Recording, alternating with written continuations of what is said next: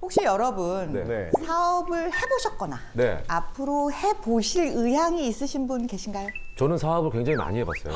네, 많이 해봤고 유행하는 사업은 거의 다 봤습니다. 네, 제일 처음 했던 게 PC방이었고요. 소셜 커머스 했죠. 음식점 했죠. 예, 뭐 오만 사업, 자원무역까지. 어머. 예, 오만 걸 다 했는데 예, 다 망했어요. 왜 망했을까? 왜 망했어요? 저도 있는데요. 저는 작년 7월에 이미 런칭을 했고 1년이 아직 좀 안 된 브랜드를 가지고 있습니다. 사실은 지금이 가장 저는 조금 기로에 서 있어요. 더 가야 되나? 계속 가야 되나? 약간 이런 생각이 요즘 굉장히 많이 들기 시작했거든요. 이게 교수님, 그러니까 저는 지금 이제 쭉 하다가 네. 다 이제 안 해요. 지금은 안 하는데 지금 새로운 거 하나를 하고 있는 게 있거든요. 그래서 그거를 나중에 조언 좀 듣고 싶어요. 버섯 사업을 하고 있습니다. 버섯? 저 죄송한데 여기가 사업 설명회가 아닙니다. 지금 뭐 하시는 거지? 지금 이 사람들 다 인생의 경험치를 들어간 자기 버섯 사업이 우리랑 뭔 상관이야? 자켓이나 버섯! 예, 모든 기업들이 처음부터 이렇게 큰 규모로 시작된 건 아니죠. 작게 시작해서 커진 기업도 있고 또 컸다가 사라진 기업도 있습니다. 이게 다 그래도 누군가 사업을 하는 사람들이 있는 거잖아요. 기업이라는 게 기업인이 없이 되는 건 아니거든요. 제가 김경일 교수님한테 한번 여쭤보고 싶습니다. 좋은 기업인이 되려면 어떤 성향을 갖추는 게 좋을까요? 이거는 뭐 제 생각이라기보다는 심리학에서 요즘 샘 고슬링이라고 하는 심리학자가 이걸로 유명한데 우호성이 너무 높으면 안 된다 그러더라고요. 우호성이 뭐예요? 우호성이 너무 높은 사람들이 뭐냐면 그냥 그저 사람 쫓아다니까. 그러니까 친근한 사람, 네. 사람 좋은 사람. 네, 팔랑귀 그럴 들고 것 막. 같아요. 네, 네. 나네. 저도요. 사람 좋아해가지고. 그리고 개방성은 그런데 많이 높여야 된다고 하는데 개방성은 뭐냐면 내가 틀릴 수도 있다라는 얘기를 해주는 사람을 옆에 계속 둘 수 있는 거. 약간 쓴소리도 들어야 네, 되는. 네, 네. 그 두 가지가 일단 기본적으로 필요하다. 요즘 그런 연구가 많아요. 기업인이 갖춰야 할 자질에 대한 연구는 굉장히 많이 나와 있습니다. 그러니까 우리가 사람도 보고 비즈니스 모델도 봐야 되고 뭐 여러 가지를 고려해야 되는데요. 기업을 우리가 뭐라고 부르냐면요. 돈 버는 생물. 이렇게 표현하기도 합니다. 기업도 마치 사람처럼 수많은 환경에 적응을 잘 해야만 살아남을 수 있기 때문이거든요. 경제 전문 미디어 포춘이라고 매거진이 있습니다.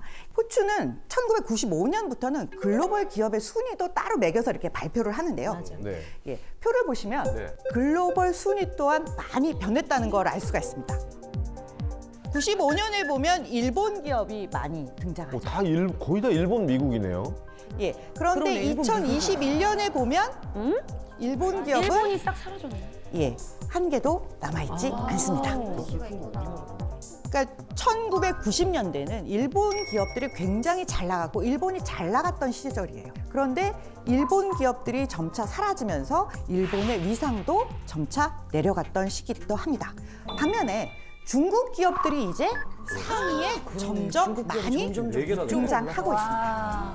진짜. 시가총액 기준으로 세계 10등 안에 있는 기업 중에 2000년 1월과 2023년 지금의 기준을 이렇게 비교를 해보면 only one, 한 개의 기업만 살아남아 있습니다. 그래요? 바로 마이크로소프트 하나 남았습니다. 변화가 빠른 시장에서 그 변화를 대처하지 못한 기업은 살아남지 못했습니다. 이처럼 기업의 세계에는 영원한 1등도 영원한 꼴찌도 없습니다. 그렇다면 한국 기업은 어떨까요? 포춘 코리아 500에 오른 한국 기업은 1995년 8개였어요. 95년. 8개였고 2022년 16개가 9배가 늘었어요. 그런데 2015년부터 2022년 사이의 기업 수의 변화가 별로 없습니다. 15개, 16개, 17개 이렇게. 변화가 별로 없어요. 그러면 이게 좋은 일일까요? 좀 아쉽네요. 예, 아쉬움이 많이 났습니다. 변화와 혁신을 잘 따라가고 있지 못하다. 이렇게 좀 생각을 해볼 수 있을 것 같습니다. 그 와중에 선생님 중국은 몇배야 3개였는데 2022년에 136개가 되었네요. 예, 중국의 약진이 굉장히 두드러지고요. 일본의 그러니까 다른 국가들의 기업 수가 맞아, 조금씩 섹시해. 줄어들게 됩니다. 영국도 그러고. 그래서 그 글로벌 포춘 500 리스트만 보더라도 여러분들이 어떤 기업에 투자를 했었으면 돈을 많이 벌 수 있었을까 이런 흐름을 약간은 감지하실 수 있을 거예요. 아셨어요? 아니요. 포춘은 쿠키만 알았습니다. 포춘 글로벌을 찾아볼 생각을 못했습니다. 자, 한국 기업 얘기로 돌아가 볼게요. 한국에만 있는 기업의 형태가 있습니다. 소위 말하는 재벌. 재벌은 영어 사전에도 등록이 되어 있다고 네. 하죠. 경영학계에서도 재벌은 재벌이라고 따로 부릅니다. 그런데 한 번 재벌은 영원한 재벌일까요? 재벌은 망해도 3세대는 먹고 산다 뭐 이런 얘기가 예전에 있었는데. 맞아요. 예, 대체로 살아남을 확률이 높다고 이야기하지만 절대로 그렇지 않습니다. 이렇게 치열한 기업의 세계에서 대기업도 예외가 될 수는 없는 거예요. 대우, 한보, 그리고 신흥재벌로 불렸던 새로운 기술까지. 이 세 개의 기업은 과거 명성을 잃어버린 몰락한 기업이라는 공통점을 가지고 있습니다. 하지만 이 몰락한 기업들도 이 사후 나중에 평가는 다 다른데요. 그 이유는 망한 타입, 성격, 색깔이 다 다르기 때문입니다. 그럼 먼저 대우에 대한 이야기를 좀 드려볼까 합니다. 31살 청년이 자본금 500만 원으로 시작한 회사가 30년 만에 매출 90조 원의 대기업으로 성장을 했습니다. 네? 500만 원. 미쳤다. 당시 98년 정부 예산이 70조니까 이 회사가 매출액 총액이 90조라면 얼마나 큰 회사겠어요. 정부 1년 예산보다 20조가 많네요. 와, 그러니까요. 대단하다. 이 신화의 중심에는 김우중 회장이 있었던 거죠. 셀러리맨에서 재벌 회장까지 단시간에 많은 성과를 이룬 사람으로 기억되고 있습니다. 분도 진짜 대단하시네. 그러니까. 김우중 회장이 14살 때 한국 전쟁이 터집니다. 아버지가 북한에 끌려가게 되고요. 가세가 확 기울었어요. 어릴 때부터 그러니까 가장 노릇을 해야 됐던 거죠. 그래서 시장에서 신문팔이를 했어요. 하루에 100부는 팔아야 내 식구가 먹고 살 수 있는데 당시에는 생활이 어려웠기 때문에 신문을 팔려는 사람들이 굉장히 많았어요. 자기 또래 애들도 많았고. 경쟁이. 근데 이때부터 남다른 모습을 보였습니다. 일단 시장에 가장 먼저 나가서 신문을 팔았어요. 남들이 따라오죠. 그런 다음에는 신문을 한 부 사면 거스름돈을 거슬려줘야 되잖아요. 이 시간이 걸리잖아요. 그러니까 거스름돈만큼 돈을 탁탁 묶어놔요. 그래서 사면 바로 거스름돈을 탁. 와, 머리 썼다. 경쟁력. 빨리빨리 할 수 있게. 그런데 또 주변 사람들이 따라하는 거예요. 그 다음엔 어떻게 했냐면 신문을 일단 무조건 다 나눠줘요. 그리고 나중에 수금하는 방식을 택해요. 우리가 진짜 떼먹으면 어떻게? 물론 나중에 돈을 안 주는 사람도 있을 수는 있죠. 그런데 그렇게 안 주는 사람 때문에 보는 손해보다 자기가 일단 다 깔아서 신문을 파는 게 훨씬 이득이었다는 거예요. 그러니까 어린 나이부터 남다른 비즈니스에 대한 감각이 있었다라고 할 수 있을 것 같아요. 그러던 와중에 중견 무역업체 사장님이 장학금을 대줘서 대학을 갈 수 있게 됐습니다. 그렇게 대학을 졸업하고 유학을 가려고 했는데 졸업반이 됐을 때 이 장학금을 대주신 사장님이 요청을 하셨어요. 유학 가기 전에 6개월만 우리 회사에 와서 일을 해주면 안 되겠니? 와, 그분이 알아봤구나. 그래서 자기한테 장학금을 대준 사람이 요청을 하니까 거절을 못하고 당연히 6개월 동안 일을 하러 갔어요. 그런데 이분은 어렸을 때부터 일머리가 탁월한 분이잖아요. 6개월만 일하겠다고 온 청년인데 일을 너무 잘하는 거예요. 일단 그 당시에는 복사기가 없던 시절이에요. 그러니까 반복적으로 써야 되는 일이 너무 많았던 거예요. 그래서 퇴근 시간 전에 똑같은 건 다 미리 작성을 해놔요. 그리고 다음 날 업무 시간이 되면 새로 기입해야 되는 것만 적는 거예요. 그렇게 해서 시간을 엄청나게 단축시켰다고 해요. 또 하나는 요즘은 다 온라인 뱅킹을 쓰시잖아요. 그런데 당시에는 은행에 가야 되는 거예요. 근데 은행에 가면 창구에서 기다리는 시간도 길고 은행 담당 직원들이 너무나 깐깐하게 구는 거예요. 서류 하나하나, 항목 하나하나. 그래서 어떻게 했을까요? 미리 가서 문을 열었나요? 본인이 은행 문을 열어. 그 범죄 아닌가요? 은행 직원이 아니면 구속 아닌가요? 10초만 생각하고 얘기하기. 약속. 비슷한 방식이에요. 사실 먼저 출근해서 문을 열 수는 없죠. 그런데 은행 직원들하고 가깝게 지냈던 거예요. 중요하지. 그래서 간식도 사다 드리고 그리고 회사에서 재고로 쌓여있던 당시로는 비싼 이태리 고급 원단을 좀 싸게 판매하기도 하고 그렇게 해서 호감을 사면서 은행 직원들이 업무 처리를 빨리 해줄 수 있었던 거예요. 그런데 회사 입장에서 보면 은행 업무도 잘하고 재고로 쌓여있는 옷감도 팔고 와 수습 인턴 사원처럼 받았는데 이게 정말로 이제 복덩이가 들어온 거였습니다.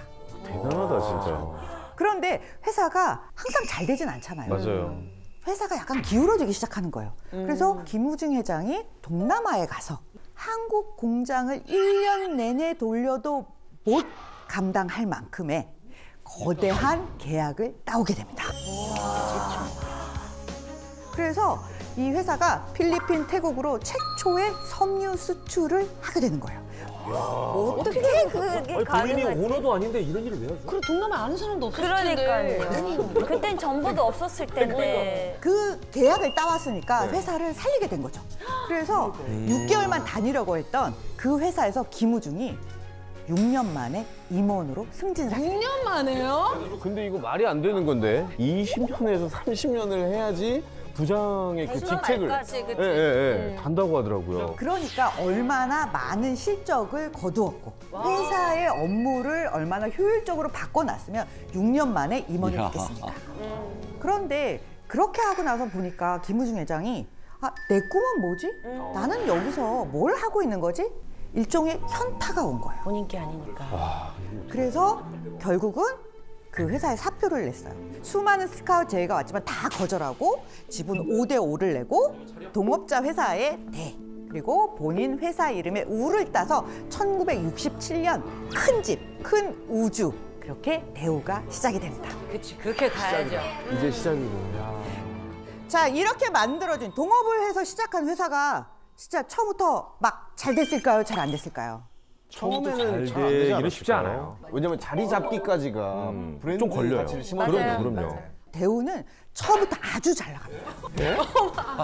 회사 등기가 떨어지자마자 동남아로 출장을 가서 보름 만에 이번에는 30만 달러짜리 계약을 따와요.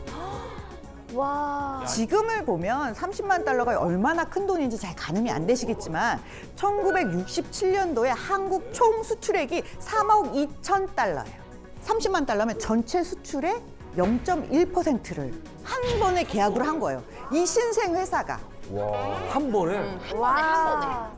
지금 금값으로 하면 185억에서 한 200억 정도 돼요. 금값이 이제 계속 또 요즘 오르고 있거든요. 와. 눈에 보이는 모든 물건은 수출 대상이다.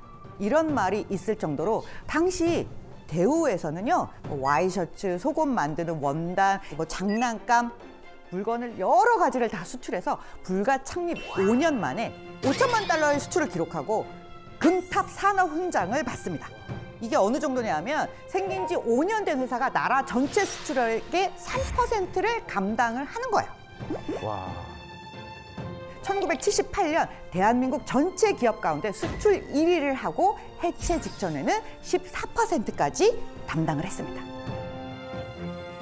대우는 대통령으로부터 훈장도 받고 함께 공장 시찰을 할 정도로 대우가 가진 위상은 엄청났던 거예요. 기가 막히다 진짜. 와. 대우는 무역만 한 게 아니에요. 건설업도 시작을 해서 중동 건설 붐에 동참을 하게 됩니다. 맞아, 대우건설도 있었어. 대우는 그런데 다른 기업들이 안 가는 지역만 골라서 갔어요. 어디요? 오. 아프리카, 중동, 남미 뭐 이런 데 특히 한국과 수교가 안 되어 있는 국가, 경쟁자가 적은 데로 갑니다. 그거 위험하죠. 수단 같은 경우는 당시에 북한이랑만 수교가 맺어져 있었고요. 한국하고는 외교가 안 맺어져 있었던 사회주의 국가였어요. 그래서 모든 기업이 안 가려고 했어요. 되게 위험한 데 아니에요? 하지만 대우는 집요하게 트라이를 해서 실제로 나일 강변에 대통령 영빈관을 짓는 공사를 수주를 해요. 그래서 이 기업의 활동 덕분에 수단과 한국이 외교 관계를 맺게 되기도 합니다. 수교하는 데 역할까지 하는구나. 또 리비아하고도 거래를 해요. 중동의 리비아. 리비아에 의과대학, 도로, 심지어 비행장을 사막 한가운데다가 지어줬는데 이 당시에 리비아하고 협상을 하는데 굉장한 어려움이 있긴 했습니다. 왜냐하면 리비아 같은 경우는 카다피라는 지도자, 카다피 이름을 들어보셨을 거예요. 아이고 완전 강성인데. 예. 건설 현장에 갑자기 총든 사람들이 막 나타나서 김우중 회장을 데려가요. 왜? 그래서 무서웠겠죠. 네. 와. 리비아에서 돈이 없다고 대금 지불을 안 해주는 거예요. 어? 그럼 어떻게? 네? 백제다. 이렇게 나오면 어떻게 하시겠어요? 제가 김우중이라면 저는 다른 물건으로라도 좀 받아야 될 것 같아요. 맞아. 왜냐면 우리나라에서 뭔가 교환했을 때 좀 값어치가 좀 나가는. 거기에서만 있는 그렇죠. 그런 것들. 거기서는 자재값이 싼데 우리나라에 왔을 땐 좀 뛰는 거. 그렇지. 돈으로 안 주니까 물건으로라도 가져온다. 예. 그 상황에서 김우중 회장은 사막 한가운데 이렇게 텐트 치고 협상을 하는 거예요. 말씀하신 대로 처음엔 석유라는 이야기가 나오지 않았는데 원유를 받아서 정제해서 마진을 더 남겨서 원유 수출을 통해서 그렇게 이익을 더 남겼습니다. 자, 이제 사업하시면 돼요. 슬슬 저도. 센스 있어. 아니 그게 빙의했네 빙의. 이거 머리가 좀 있네요, 선생님 제가. 자, 그래서 수단, 리비아, 뭐 아프리카, 중동 국가들뿐만 아니라 동유럽, 중앙아시아, 우즈베키스탄 이런 데까지 다 진출을 했어요. 그러다 보니까 그런 나라들에서는 옛날에 이런 말 많이 있었습니다. 한국은 몰라도 대우는 안다. 그랬을 정도였어요. 그 정도구나. 초반에는 경공업, 섬유, 의류 이런 수출로 성장한 대우는 중공업뿐만 아니라 이제 자동차 사업에도 진출을 하게 됩니다. 기억하시는 분들 계실까요? 예, 맞습니다. 르망을 생산을 했고요. 르망. 91년 국민차라고 하는 굉장히 작고 귀여운 차가 나왔죠. 티코를 생산하고 이게 대히트를 치면서 4대 제독이라고 불리게 됩니다. 와, 대단한 사람이다. 자, 이렇게 여기까지 얘기를 들으면 막 쫙 성장하는 네. 아름다운 그림이 막 나오죠. 전혀 망할 일이 없는데. 맞아. 얘기만 탄탄해 들어보면. 보이는데. 예. 그런데 대우가 30주년을 맞았던 1997년에 큰 문제가 생겼습니다. 동남아에서 시작된 외환 위기가 한국까지 쫙 넘어왔어요. 한국의 거의 모든 기업들이 위기에 빠졌고 세계 경영 깃발 아래 해외 사업을 막 추진했던 대우는 더 큰 위기에 봉착했습니다. 왜냐하면 세계 경영을 한다는 건 해외 사업장을 많이 만들어야 되잖아요. 그러니까 돈을 많이 빌려다가 해외에 투자를 많이 했던 거죠. 그리고 김우중 회장은 정부의 구조조정 방침에 반대를 하기 시작했어요. 오히려 수출을 늘려서 빚을 갚고 빨리 외환위기에서 벗어나야 된다. 이렇게 주장을 했습니다. 그렇지만 대우는 이미 부채 비율이 무려 400%가 넘었습니다. 그러다 보니 빌려줬던 돈도 금융권이 다시 다 회수하는 거죠. 은행이 돈 갚아라. 뭐 이렇게 압박을 가하기 시작합니다. 그래서 자구책을 내놔요. 야, 우리 제너럴 모터스, GM이랑 합작해서 뭐 자동차도 할 거야. 이렇게 이야기했지만 실제로는 이루어지지 않았습니다. 삼성그룹하고 야, 우리가 뭘 팔 테니까 니네가 뭘 가져가라. 이렇게 빅딜 협상을 시작했지만 그것도 무산이 됐어요. 그래서 결국은 1998년 8월 워크아웃에 들어가면서 재계 서열 2위까지 올라갔던 대우그룹은 해체가 되고 말았습니다. 그렇다면 대우는 왜 망했다고 생각하시나요? 계속해서 밀어붙이기만 했잖아요. 나중에 그게 너무 크게 돌아오는 게 아닐까 싶거든요. 그리고 항상 성공한 분은 본인 말만 옳다라고 하는 생각이 너무 지배적이니까 남의 얘기를 잘 안 듣습니다. 두 분 다 맞는 얘기를 하셨어요. 왜냐하면 확장해서 성공한 경험이 있기 때문에 뒤로 물러선다는 생각을 못했고 빚을 내더라도 계속 확장해서 성과를 이루면 결국은 빚도 갚고 잘 될 수 있을 거라고 생각을 하신 거죠. 그러니까. 또 하나는 이후에 자세히 조사를 해보니까 대우그룹은 무려 41조 원의 분식 회계를 저지른 게 드러났던 거예요. 역사상 세계 최대의 회계 부정으로 기록이 되었을 정도입니다. 빚으로 쌓아 올린 신기루, 회계 조작이라는 잘못으로부터 결코 대우는 자유로울 수는 없습니다. 30 간 넘은 청년이 만든 회사, 대우는 불과 30년 만에 그토록 많은 성과를 이루고 또 하루아침에 그렇게 빨리 사라진 기업이 됐습니다.